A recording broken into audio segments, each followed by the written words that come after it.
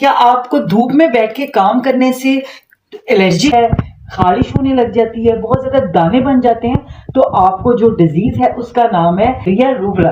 Area रूबरा एक genetically disorder है।